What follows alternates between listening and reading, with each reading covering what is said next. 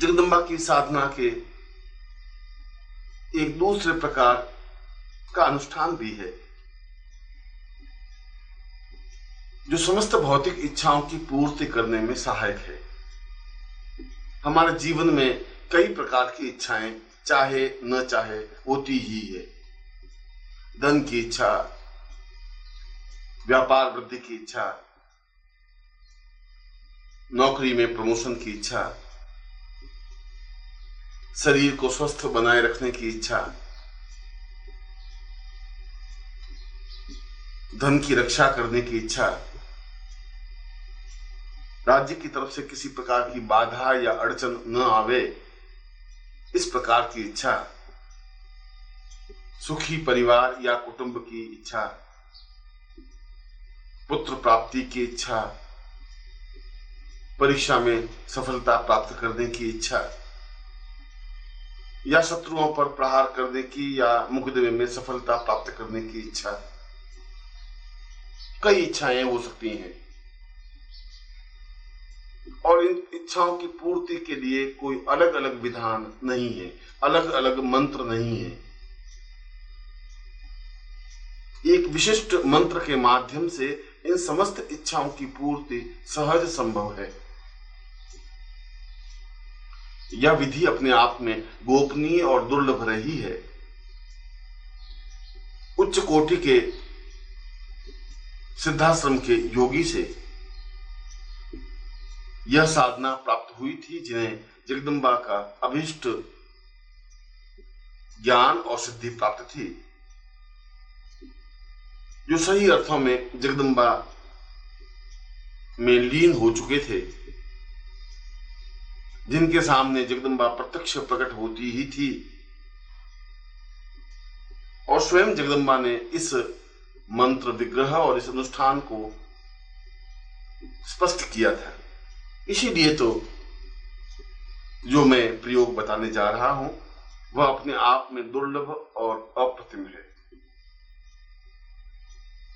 जिसके माध्यम से हम अपने जीवन की सारी समस्याओं का समाधान कर सकते हैं। हम अपने जीवन की इच्छाओं की पूर्ति कर सकते हैं। हमारे जीवन में जो न्यूनता हो, जो कमी हो, जिसके माध्यम से और जिसकी वजह से हम परेशान हो, जो अभाव हो, जो कष्ट हो, बाधा या पीड़ा हो, उन सब को इस साधना के माध्यम से दूर किया जा सकता है। इस प्रकार से देखा जाए तो यह मंत्र दो तरीके से सहयोग देता है। रचनात्मक, जो हमारी इच्छाओं की पूर्ति करता है, निषेधात्मक, जो हमारे अभावों को दूर करता है। किसी भी प्रकार की इच्छा की पूर्ति होना इस साधना की विशेषता है और प्रत्येक साधक या शिष्य को इस प्रकार की साधना जीवन में संपन्न करनी ही चाहिए। यह साधना किसी भी महीने की अष्टमी से प्रारंभ करें या किसी भी शुक्रवार से प्रारंभ करें तो ज्यादा उचित रहता है।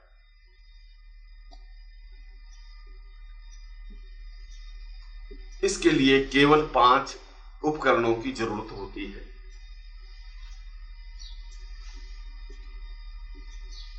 नंबर 1, भगवती जगदम्बा का भव्य चित्र। नंबर 2, जगदम्बा सत सत रूपेण महायंत्र, जो अपने आप में ही मंत्र सिद्ध और प्राणस चेतना युक्त होता है। नंबर 3, प्रामाणिक स्फटिक माला। नंबर 4, शीघ्र फल प्राप्ति यंत्र और नंबर 5 सिद्धि गुटिका।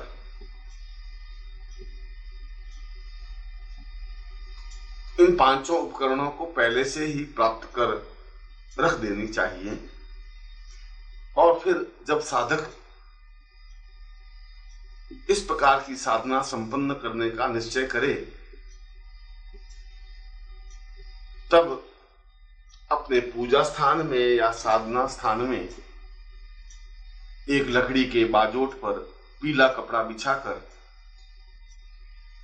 किसी चांदी या तांबे के पात्र में इन यंत्रों को स्थापित कर दे और सामने भगवती जगदम्बा का चित्र रख दे जो सिंह वाहिनी हो।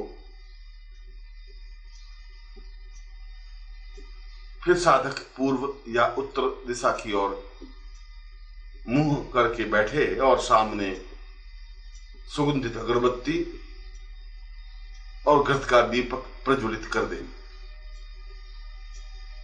साधक स्वयं पीली धोती धारण करे और नाभि के ऊपर किसी प्रकार का वस्त्र न पहने।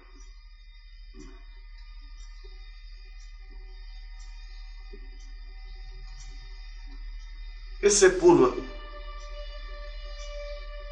यदि साधक अपने गुरु से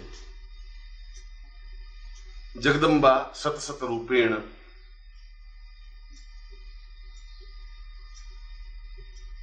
दीक्षा प्राप्त कर लेता है तो ज्यादा उत्तम रहता है। यह दीक्षा गुरु के चरणों में बैठकर प्राप्त की जा सकती है और यदि गुरु चाहे तो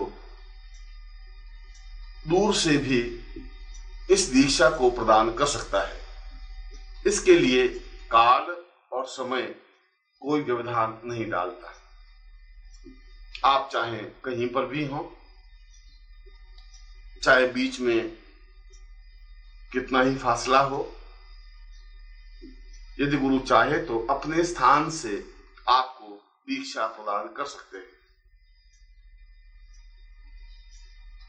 ऐसी दीक्षा प्राप्त करके ही साधक को इस साधना में प्रवृत्त होना चाहिए।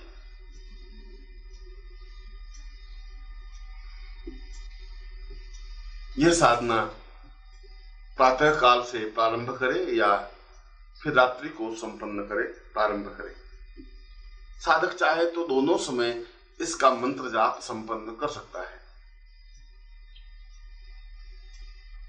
इसके अलावा अन्य किसी प्रकार के कोई नियम इस साधना में नहीं है। यह अलग बात है कि साधक भूमि शयन करे अथवा ब्रह्मचर्य व्रत से रहे अथवा कम भोजन करे। यह तो सामान्य साधक की प्रक्रियाएं हैं जो प्रत्येक साधक को प्रत्येक साधना में करनी ही चाहिए।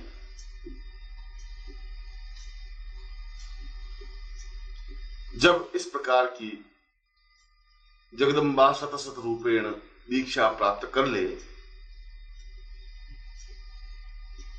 तब साधक गुरु आज्ञा प्राप्त कर इस साधना में प्रवृत्त हो। सबसे पहले यथा योग्य जैसा विज्ञान हो उस प्रकार से भगवती जगदम्बा का पूजन करे, उसे अक्षत पुष्प धूप दीप नैवेद्य से स्तुति चिंतन करे, अगरबत्ती और दीपक प्रज्वलित करे, फिर हाथ में जल लेकर संकल्प करे कि मैं अमुक गोत्र अमुक पिता का पुत्र अमुक नाम का साधक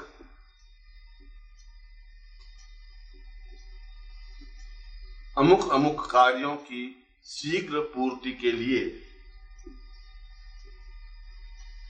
जगदम्बा सतत रूपेण साधना संपन्न कर रहा हूं। जिससे कि मुझे शीघ्र सिद्धि प्राप्त हो। और ऐसा कहकर जल किसी पात्र में छोड़ दे। इसमें साधक एक या एक से अधिक इच्छाएं कह सकता है जो उसके जीवन की आवश्यकताएं हैं। वह चाहे मुकदमे से संबंधित हो, वह चाहे शत्रुओं के संहार करने से संबंधित हो, वह चाहे व्यापार वृद्धि से संबंधित हो, और वह चाहे कुंडलिनी जागरण से संबंधित हो। किसी भी प्रकार की इच्छा पूर्ति के लिए यह साधना संपन्न की जा सकती है।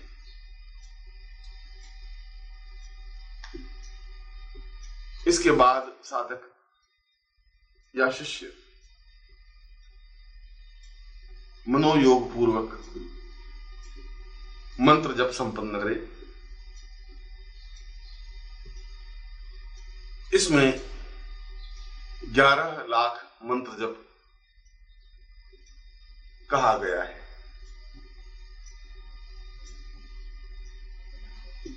यदि 11 लाख मंत्र जप संपन्न न कर सके तो साधक 1.25 लाख मंत्र जप करने का अनुष्ठान संकल्प ले, क्योंकि इसके 3 चरण हैं: 1.25 लाख मंत्र जप, 5 लाख मंत्र जप और 11 लाख मंत्र जप। इसके लिए कोई समय अवधि निश्चित नहीं है, मगर यदि साधक 14 दिनों के भीतर भीतर इस मंत्र जप को संपन्न कर लेता है तो ज्यादा उचित है, ज्यादा अनुकूल है।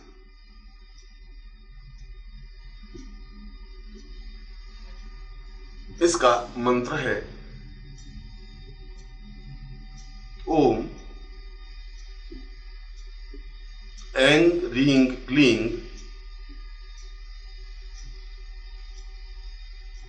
शीघ्र कार्य सिद्धय फट। बहुत छोटा सा मंत्र होते हुए भी अपने आप में सीधा और शीघ्र प्रभावोत्पादक है।